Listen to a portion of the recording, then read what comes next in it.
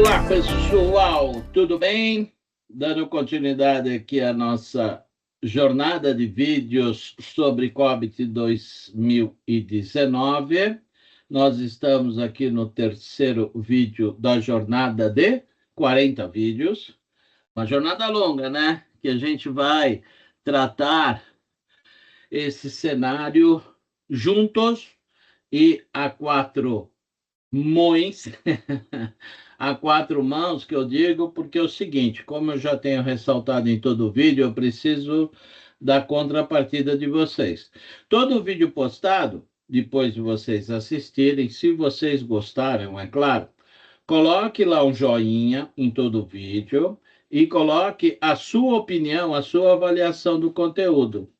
Incluindo até mesmo, olha, Mônaco, dá uma direcionada, pode ser interessante você falar nisso também, aquilo, ou simplesmente, pô, gostei, faz sentido o que você falou e segue o jogo. Por quê?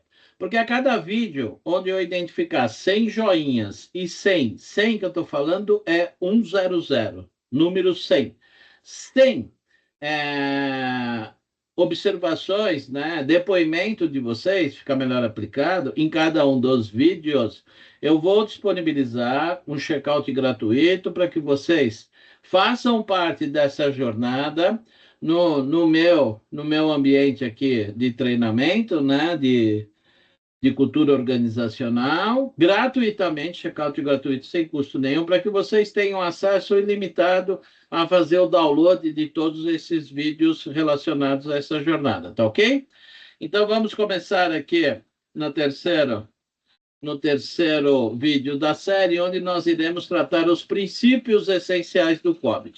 Por que princípio, né, pessoal? Porque quando nós estamos usando qualquer tipo de compliance, embasado em um framework, tem duas grandes preocupações sobre nortear esse contexto. Primeiro, é que esse framework, ele é um framework de mercado que ele deve ser customizado para cada cultura organizacional. Primeiro ponto.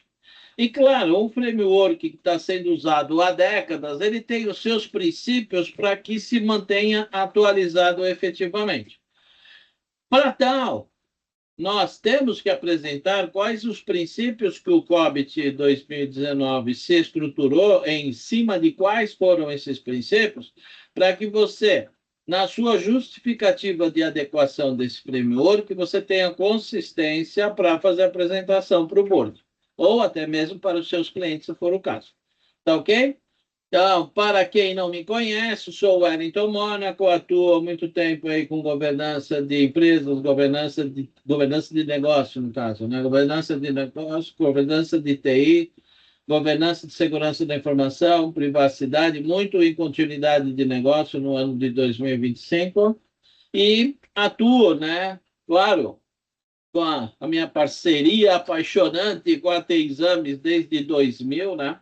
É uma parceria visceral que temos no contexto de certificar vocês e no contexto do MBA no último ano. E, claro, uma parceria muito forte com o Dr. Hélio Abreu, uma vez que, como eu tenho dito, é impossível você ter qualquer tipo de compliance se não tiver uma abordagem multidisciplinar. Então, nesse caso, no cenário aí do direito digital, meu amigaço e parceiro Dr. Hélio Abreu sempre estar presente nessas atuações. Então, por que dos princípios serem importantes? Porque os princípios são fundamentais para que você tenha o norte e o porquê de se utilizar esse framework para ter uma governança, no caso, sustentável, para que você tenha embasamento da tomada de decisões. Quer dizer, os princípios nada são do que um conjunto normativo de direcionar aquele foco proposto, tá bom? Então, quais são os princípios? E o porquê dos princípios, né? Eles evitam, né, com esse direcionamento, evitam que a governança seja estabelecida por improviso, e quando você tem essas diretrizes, fica uma decisão, um foco mais estruturado, cria uma consistência, um padrão para tomada de decisão, reduzem, de certa forma, com essa justificativa de princípios, os conflitos em diferentes áreas envolvidas, uma vez que, ressaltando sempre, qualquer tipo de compliance é multidisciplinar.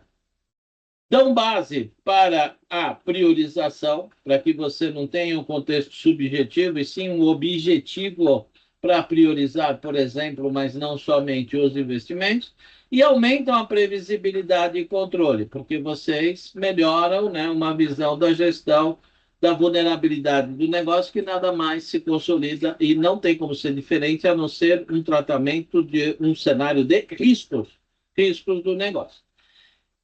Então, no foco do COBIT 2019, que é o framework, quais são esses princípios? Né? Uma visão bem rápida e geral aqui. Primeira coisa, o valor, o foco dos resultados, o valor reconhecido desse compliance tem que ser quem paga a conta, que são os investidores. Eles precisam reconhecer esse valor, né? Sejam os acionistas, sejam a família dona da empresa, sejam os clientes externos, né? Os principais parceiros de negócio. Em suma, a alta gestão, os comitês envolvidos. Uma abordagem holística, né? Esse framework ele tem que estar e deve obrigatoriamente, como premissa, estar integrado a todo sistema de gestão. Quando a gente fala em sistema, desmaterializem, por favor, a visão de sistema é uma aplicação, um aplicativo. Não, sistema é uma visão sistêmica corporativa. Ele tem que ser dinâmico, porque a empresa é viva, as mudanças são vivas, todos os fatores externos e internos que afetam os direcionamentos, o planejamento de negócio é vivo. Portanto, este direcionamento de framework também tem que ser dinâmico. A governança não é gestão, são coisas separadas, é um princípio. Esse framework é sobre medida, e esse framework, como princípio, ele tem uma postura de atuar de ponto a ponto no dia a dia corporativo. Vai desde o planejamento, passando pela estruturação, adequação e alinhamento da TI ao negócio, a operacionalização disso. Se lembram? Eu estou falando do quê? Estou falando dos domínios. Então, a governança, que é o entendimento dos objetivos do negócio, o alinhamento da TI com os direcionamentos objetivos do negócio, depois eu faço o quê? A implementação, depois eu faço a operação disso no dia a dia e eu faço a monitoração, identificação de não compliances, correção e melhoria contínua. O que é isso, pessoal? PDCA. Não tem diferença nenhuma. Então, vocês veem que qualquer framework proposto no mercado, em qualquer foco, sempre vai estar mergulhado primariamente no direcionamento do PDCA. Então, ao princípio 1, valor ao stakeholder. O primeiro princípio coloca como valor primário do resultado específico dessa governança não pode ser diferente do que os stakeholders. Então, o valor precisa ser percebido, acompanhado, monitorado por esses stakeholders. Então, o valor percebido tem que ser na alta gestão, nos acionistas, nos comitês. Esse é o foco. Tem que balancear o vulgo TCO aí, né? O custo de propriedade entre benefícios, riscos e recursos envolvidos no dia a dia. Tem que ser direcionado por definição de metas e valores. Os stakeholders trabalham somente, né, alta gestão, somente por indicadores efetivos, os OKRs, KPIs e tudo mais. E tem de ser pautado esse cenário a medição contínua e apresentação de resultados. Aí é aquela crítica que eu fiz lá atrás, dizendo o seguinte, que eu ouço muito no mercado, assim, né? Mônaco, eu não consigo ter um investimento em tecnologia e privacidade porque eu não participo do comitê, das reuniões de comitê. De novo, não precisa. Não precisa. Por que não precisa? Pelo primeiro princípio proposto pelo COBIT de 2019, que fala que você precisa apresentar essas métricas, essas metas, esses objetivos, o valor que foi definido. Se você apresenta isso, se o board reconhece que aquilo é importante, continuamente você será envolvido nessas reuniões de planejamento estratégico. Agora, se você o que você está entregando, se não tem valor, você não vai ser envolvido. É simples assim. E esses ajustes são em função do quê? Dos feedbacks dos stakeholders. Então, tá vendo como é uma relação, de novo, PDCA viva? Porque se o que você está entregando está sendo lido, está sendo interpretado, é porque aquilo é importante. Está atendendo os objetivos estratégicos. Se aquilo é importante, você continuamente vai ser envolvido nessas reuniões do board, porque você está participando, você está entregando o primeiro princípio, que é reconhecimento de valor por parte dos stakeholders, de quem paga a conta. Aí o segundo princípio, a abordagem holística. Quando a gente fala em abordagem holística, é um cenário de governança, é um sistema, é mais um sistema corporativo, e, portanto, ele está integrado e está totalmente relacionado dentro de todos os outros sistemas corporativos que eu estou falando. Sistema corporativo, hein, pessoal? De novo, quebrem essa conotação de que o sistema, quando a gente está falando aqui, é uma aplicação, um aplicativo. Não, não. É uma abordagem holística. Então, toda essa abordagem desse framework está visceralmente integrado com todos os processos de recursos humanos, contas a pagar, financeiro, contas a receber, marketing, não é isso? Comercial, todos os processos, todos os procedimentos, toda a cultura organizacional deve estar integrada com esse framework, incluindo o comportamento, a cultura. Comportamento e cultura é o que determina a continuidade de qualquer tipo de compliance. Conecta, é claro, para que isso funcione enquanto direcionamento estratégico, integrando com todos os processos corporativos críticos e não críticos, mexendo e integrando-se à cultura organizacional, esse framework, a proposta é ele correr na corrente sanguínea da empresa. É isso, faz parte. Como corre na corrente sanguínea todas as NRs. Todas as NRs, todos os direcionamentos no foco financeiro, tributário. Não é isso, pessoal. Esse é mais um. É mais um compliance crítico. Não é operacional. É crítico isso, porque ele está fazendo um alinhamento de um dos principais investimentos da empresa, que é com a gestão da informação e gestão da tecnologia da informação, que são duas coisas diferentes, mas complementares, mas diferentes. Então, tudo isso está integrado ao quê? A tua normativa interna, políticas, processos, procedimentos, não é isso? Norma de conduta e tudo mais. E ele garante esse framework, nessa abordagem holística, enquanto princípio, de que tem que ter uma coerência. Tem que ter uma coerência, componentes, alinhamentos estratégicos, informações fidedignas, monitoração contínua, transparência, automação e tudo mais. Então, o segundo princípio. Terceiro princípio, né? A governança, como qualquer contexto corporativo, não é estático. Ele é nada mais e nada menos que vivíssimo, vivíssimo, vivíssimo. Então, ele sendo esse compliance, mais um sistema corporativo, ele tem que se adaptar a todas as mudanças corporativas, a uma revisão contínua de riscos e prioridades e vulnerabilidades do negócio, ajustes contínuos às metas e indicadores corporativos. Ele reforça o rito de tomada de decisão a partir de um conjunto de informações efetivas e ele aprende com todos os eventos, aprende com todos os incidentes, ele aprende com toda a identificação, análise, avaliação e tratamento de riscos, e aprende com as auditorias. Ele aprende porque ele é um learned lessons, ele é um sistema fechado no contexto de planejar, alinhar, implementar, operar, monitorar, identificar não compliance e corrigir. É um PDCA. Então, portanto, ele é vivo. O quarto princípio é governança não é gestão. Governar é dirigir. E gestão são as operações do dia a dia. De novo, regra cabalística. Quem governa não gerencia. Quem governa não gerencia. Quem definiu os direcionamentos estratégicos não vai executar a gestão. Certo? E isso é importante, hein, pessoal? Governança direciona e cobra. Ponto. É isso. A gestão executa e entrega.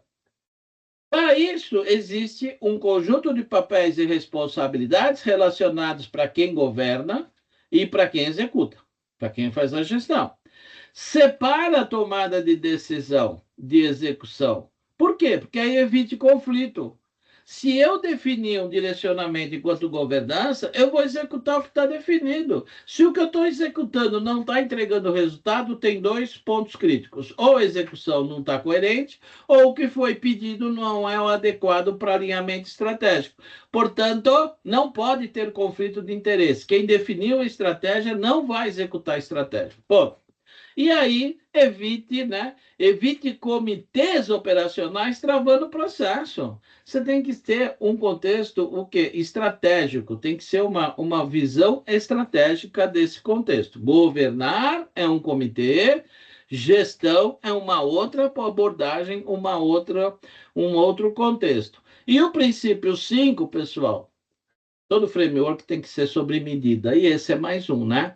Então, não existe fórmula mágica, não existe que vocês insistem em me cobrar, Mônaco, me dá um template, vocês sabem que eu não forneço template, eu não acredito em template.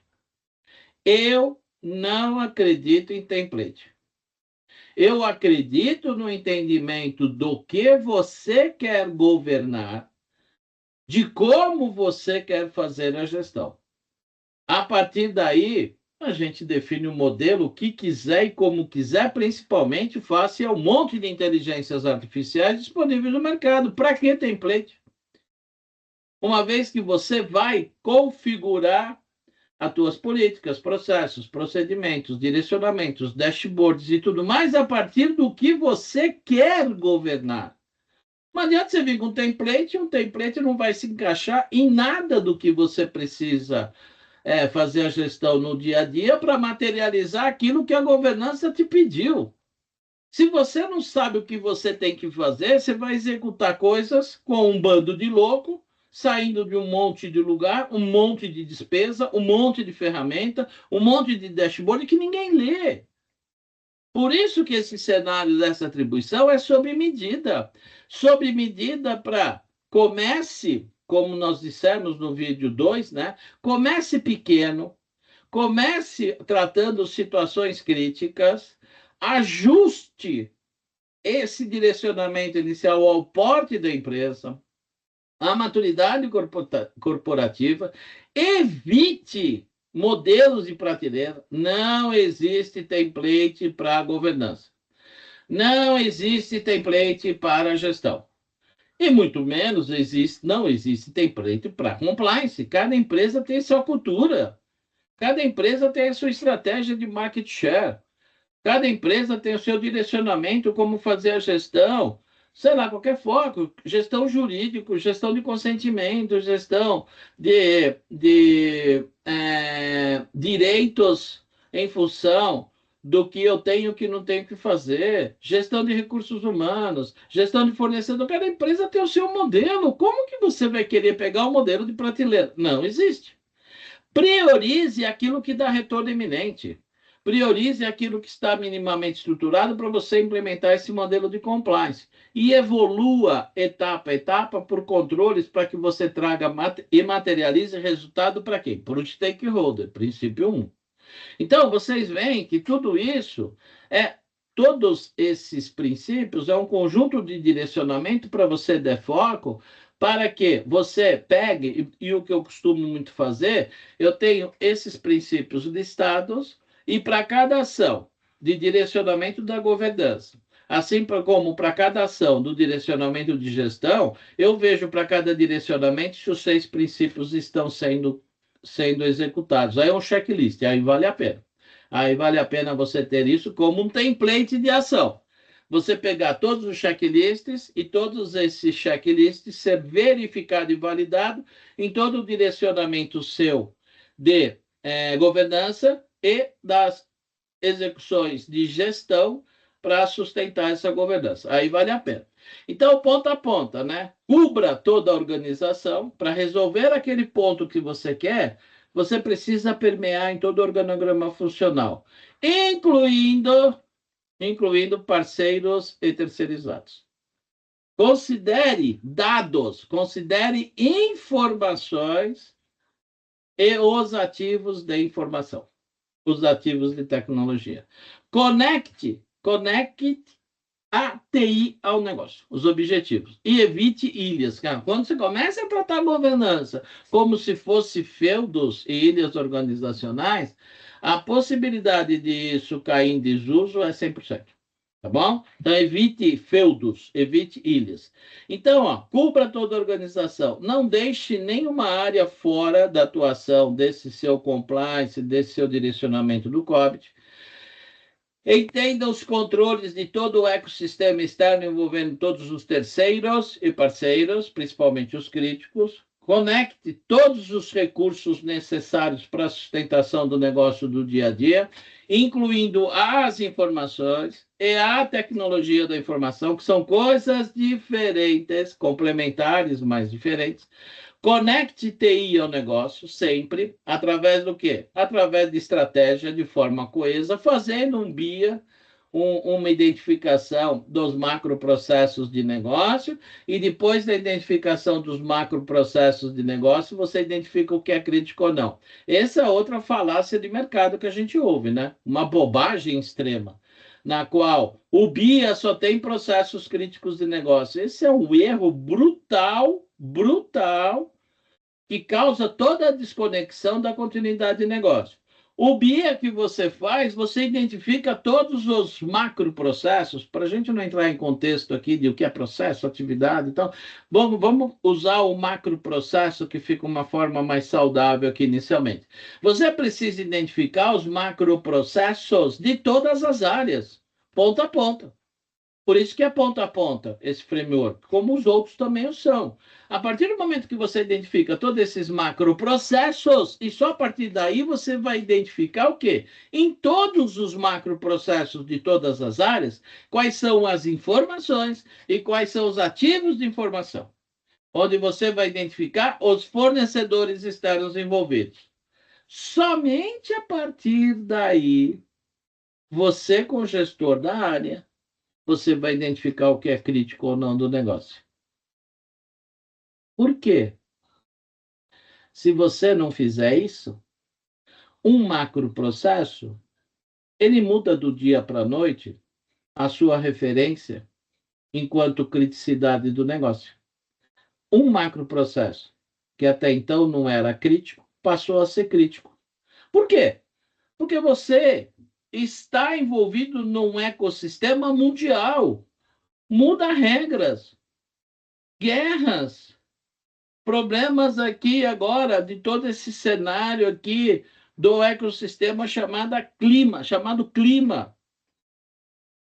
Todo o cenário de mudança climática, que está inclusive na ISO 27001, e um monte de gente que está pegando a certificação está desprezando isso. Não entendo como se consegue pegar a certificação sem esse approach, mas isso é um detalhe para outra conversa. Então, vocês percebam a importância desse princípio aqui ponta a ponta, para você evitar essas ilhas.